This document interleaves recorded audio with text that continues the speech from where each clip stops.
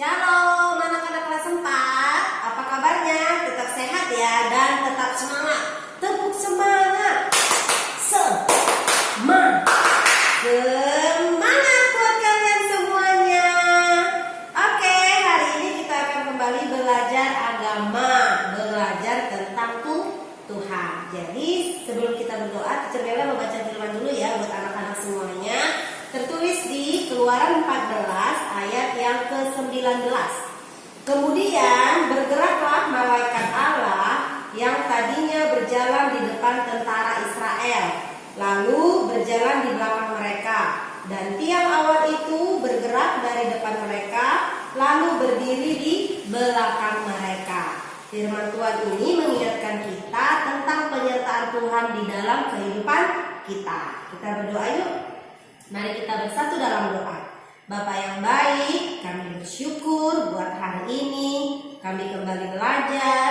Tuhan yang menolong kami untuk kami boleh mengerti tentang pembelajaran yang akan kami pelajari hari ini. Hikmat kepintaran dari Tuhan turun bagi kami. Terima kasih Tuhan. Kami percaya Engkau hadir di tengah-tengah kami. Terpujilah nama-Mu. Dalam nama Yesus kami berdoa. Haleluya. Amin. Oke anak-anak semuanya, hari ini kita akan melanjutkan pelajaran kita minggu lalu itu dengan minggu ini berkesinambungan. Jadi pelajaran minggu lalu tetap harus diingat. Pelajaran minggu lalu itu tentang berbagai peristiwa dalam kehidupan manusia. Ada dua peristiwa. Peristiwa yang menyenangkan dan yang tidak menyenangkan. Dan Teacher Bella percaya semua anak-anak yang ada di rumah sudah mengetahuinya, mengerti menyenangkan itu seperti apa dan tidak menyenangkan seperti apa. Hari ini kita akan melanjutkan di bab yang kedua, makna kehadiran Allah dalam hidup manusia. Ayatnya tadi Teacher Bella sudah baca satu ayat. Nanti anak-anak semuanya baca di rumah ya. Nih ada G. Siapa yang pernah ngerayain ulang tahun? Tentu semua pernah, Teacher Bella juga pernah. Sekarang Teacher Bella mau tanya, ketika kita merayakan ulang tahun, mau tiup lilin, tiup lilinnya, sepertinya kita merasa ada yang kurang gitu ya. Pernah nggak ngerasa kok kayaknya ada yang kurang? Sepertinya anak-anak itu menantikan kehadiran seseorang. Pernah nggak kamu ngerasain? Atau mungkin papa mamanya kok belum datang ya? Aduh, udah waktunya. Di sekolah Teacher bilang udah habis waktunya, ayo tiup aja lilinnya gitu. Tapi kita ngerasa, aduh aku masih mau tunggu seseorang yang mungkin anak-anak kasihi, tapi nggak kunjung datang. Kira-kira siapa sih yang kamu nantikan kehadirannya ketika kamu ngerayain ulang tahun? Apakah papa atau mama?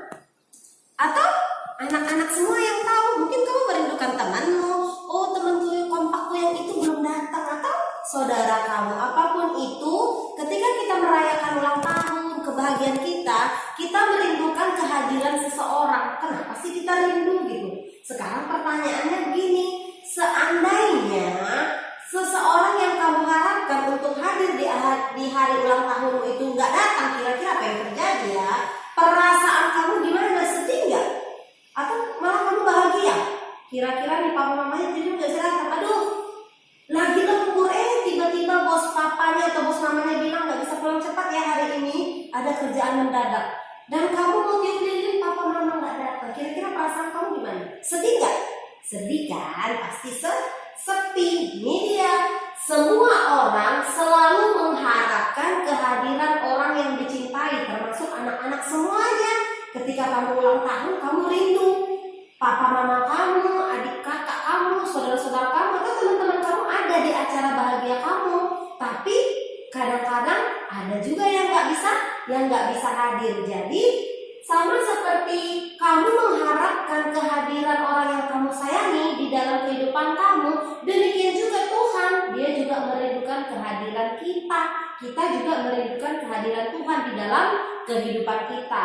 Kehadiran mereka, emang kenapa kalau mereka hadir, Teacher?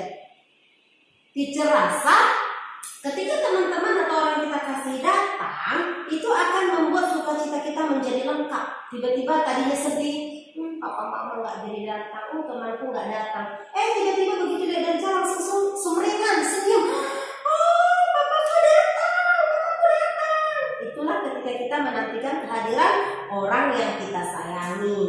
Sekarang ini pengertian kehadiran Allah. Tadi itu kehadiran orang yang kita kasihi, yang kita cintai kayak papa dan mama, sangat kita butuhkan di dalam kehidupan kita baik suka maupun duka. Demikian juga hari ini kita belajar bahwa kehadiran Allah dalam hidup manusia sangat berarti. Sekalipun tidak dapat dilihat dengan kasat mata, kita nggak bisa lihat Tuhan. Kalau kita bisa lihat papa mama dari jauh datang, kita bisa lihat dan bisa rasakan kehadirannya. Tapi kalau Tuhan kita nggak bisa lihat dengan mata kita, tapi kita bisa rasakan. Gimana caranya, teacher? Coba sekarang tangannya diginiin terus tiup. Kamu ngerasa nggak ada tiupan angin? Ada kan? Demikian juga kehadiran Tuhan dalam hidup kita. Kita nggak bisa lihat, tapi kita bisa rasakan kasih Tuhan. Kita bisa rasakan pelukan Tuhan waktu kita sedih, kita nangis. Kita bisa merasa sukacita. Semuanya itu datangnya dari Tuhan. Jadi Tuhan yang memberikan segala sesuatunya itu kepada kita. Sekalipun kita nggak bisa lihat, tapi percayalah Tuhan hadir. Tuhan hadir. Nih, kapan nih Tuhan hadir di dalam kehidupan kita, teacher? Waktu suka, waktu duka, waktu senang, waktu sedih, waktu kekurangan, bahkan waktu kelimpahan. Teacher Meda ingat lagunya. Ku daki gunung yang tinggi, ku turun lembah yang dalam, ku melintasi padang rumput hijau membentang. Yesus besertaku, di kanan kau ada, di kiri kau ada, di atas dan di bawah kau ada, di suka kau ada, di duka pun kau ada, karena Engkaulah Yesusku. Sama kayak lagu tadi itu, Tuhan itu ada di dalam setiap musim kehidupan kita. Waktu suka, duka, lagi sedih, lagi senang, waktu kita ngalami kekurangan, gak punya apa-apa, bahkan waktu kita ngalami kelimpahan, Tuhan selalu hadir. Nih berikutnya, Allah hadir bukan karena diundang. Enggak, Tuhan itu enggak nunggu undangan. Ini undangannya datang ya Tuhan. Atau kita mau ngerayain ulang tahun, datang ya teacher Melda, aku mau ulang tahun, pakai undangan. Kalau Tuhan enggak perlu diundang karena Dia udah ada di sini. Kan tadi lagunya, di kanan kau ada, di kiri kau ada. Tuhan ada di mana-mana karena Dia ada di hati kita. Waktu kamu sedih, waktu kamu sakit, apapun keadaanmu, Tuhan hadir. Nih, Allah hadir karena inisiatifnya sendiri, nggak perlu disuruh-suruh. Tuhan hadir, mau hadir saja karena Dia sayang sama kita. Allah hadir sebagai pencipta karena manusia adalah ciptaannya, jadi suka-sukanya Tuhan. Kita ini adalah ciptaan Tuhan, kita diciptakan pada hari yang ke-6. Jadi Tuhan itu hadir lewat penciptaan karena Tuhan yang menciptakan kita. Berfirmanlah Allah, jadilah terang, jadilah cakrawala. Semuanya jadi karena firman-Nya Tuhan sendiri, karena perkataan Tuhan. Yang kedua, Allah hadir sebagai pemelihara karena manusia nggak bisa hidup sendiri. Manusia hidupnya bergantung kepada Tuhan. Tanpa Tuhan kita nggak akan hidup. Coba nggak bernapas 5 menit. Bisa batuk darah dan meninggal. Kenapa? Nafas ini dari Tuhan. Coba kalau Tuhan nggak mau kasih kita nafas, kita udah pulang ke surga. Mending kalau ke surga, kalau ke neraka gimana? Tapi kita yang di dalam Tuhan Yesus, yang percaya Yesus dan melakukan firman-Nya, kita semuanya pasti masuk surga. Jadi hari ini kita belajar bahwa Tuhan itu juga yang mengatur kehidupan kita. Tuhan yang memelihara hidup kita, anaknya. Terus Allah itu juga sebagai hakim. Kenapa hakim, teacher? Untuk menasehati. Menasehati siapa? Manusia, teacher dan anak-anak semuanya, juga parentnya. Dinasehatinya gimana, teacher? Kalau kita naughty nih, kalau kalau kita nakal, mungkin melawan orang tua, Tuhannya datang tuh, diingetin hatinya atau dibisikin ke telinganya, nggak boleh ya sayang. Atau mungkin Tuhan ngobrol lewat teacher, lewat teman-temannya, nggak boleh lo melawan orang tua. Waktu kita baca firman Tuhan, kita juga dapat nasihat dari Tuhan.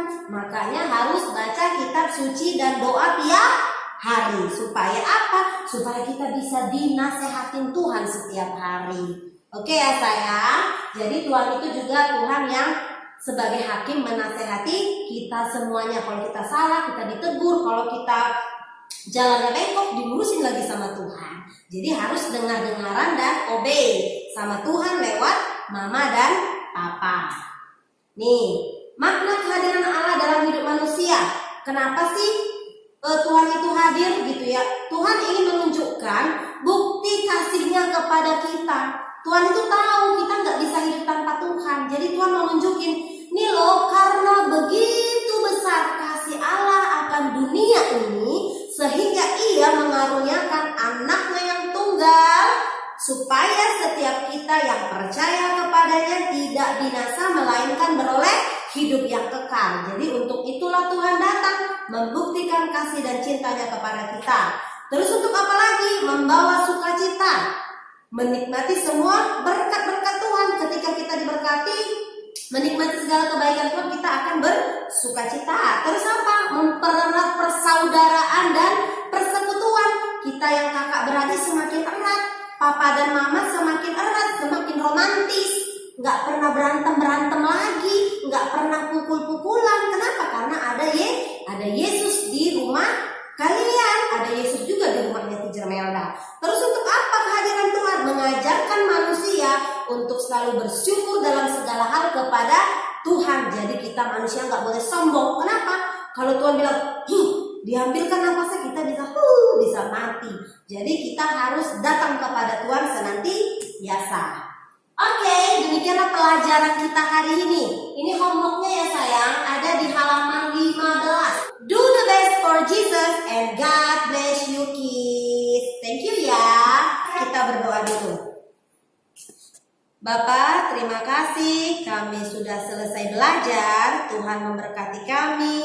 Kami ingin melakukan apa yang Tuhan perintahkan kepada kami. Terima kasih buat kasih setia Tuhan. Kami selalu menikmati kehadiran Tuhan dalam hidup kami. Dalam nama Yesus kami berdoa. Haleluya. Amin.